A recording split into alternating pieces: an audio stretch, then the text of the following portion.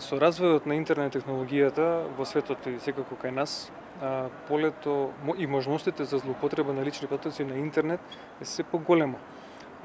Интернетот и дигиталните технологии ни го олеснуваат начинот на живот, меѓутоа може да представуваат и потешкотија доколку не се почитуваат мерките за предпазливост и мерките за заштита на нашите податоци.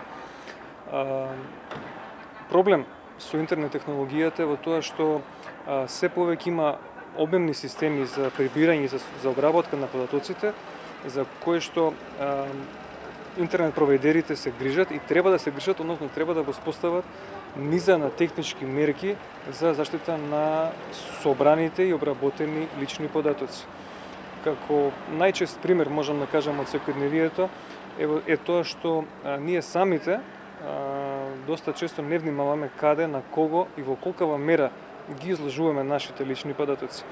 Најобичен пример за тоа е секојдневното работење на онлайн продавници, во онлайн трговија.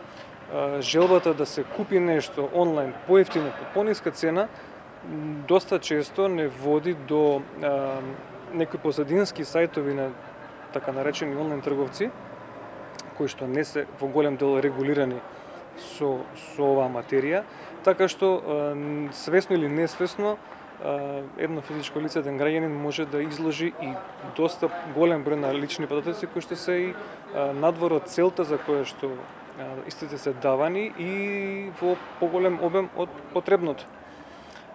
Така што секако товарот на чување на податоците пред се е наш, нели?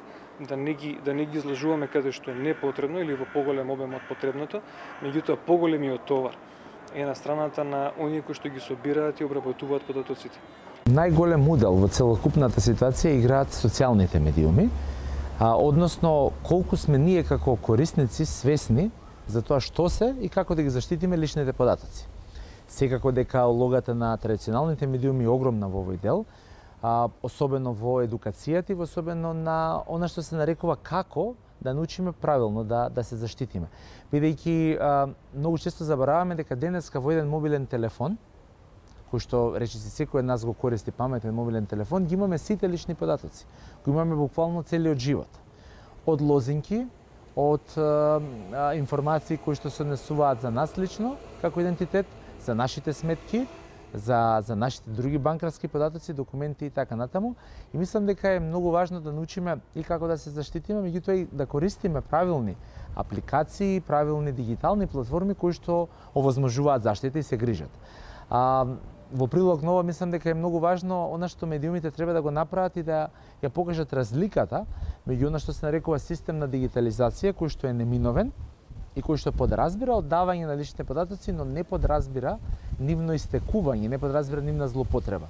Бидејќи денеска суштината е да разбереме дека сите ние, ако сакаме волку брзо да функционираме, да имаме придобивки во дигиталниот простор, да нарачуваме брзо храна, да добиваме информации за одреден телефонски број, адреса, да комуницираме со нашите роднини и пријатели од целиот свет, дека дел од податоците треба да ги дадеме. Но, потенцирам, никој не смее да не ги злоупотреби и целокупната работа и целокупната задача денеска е како тие да бидат заштитени, добро складирани и не злоупотребени од било кој, вклучително и од платформите кои што ги користат во наше име. Медиумската писменост со сите своји компоненти, особено дигиталната како дел од незе, се многу важни. И тоа подразбира дека мора да разбереме дека времето е променето. Мораме да прифатиме дека не можеме да ги користиме само придобивките што ги носи новото време, а да не се прилагодиме на она што се нарекува обврски. Не обврски кои што некој ни ги наметнува, туку обврски да се заштитиме самите себе си, да ги заштитиме нашите најблиски. Така што медиумската писменост ќе не научи во тој дел многу, меѓутоа медиумската писменост мора да се базира на две најклучни работи. Првата е градење на критичка и креативна мисла и свест од најмали нозе, која што понатаму ќе се рефлектира, значи не убивање на критичката мисла. И втората работа дека мораме да бидеме посветени и постојано да се прилагодуваме и менуваме во однос на промените кои што настануваат. Апелирам, убаво е да живееме динамично и да имаме многу придобивки што ни ги носат и дигиталните уреди и што ни ги носи дигитализацијата, меѓутоа во исто време мора да ги прифатиме дека од нас зависи во најголема мера колку ќе се заштитиме.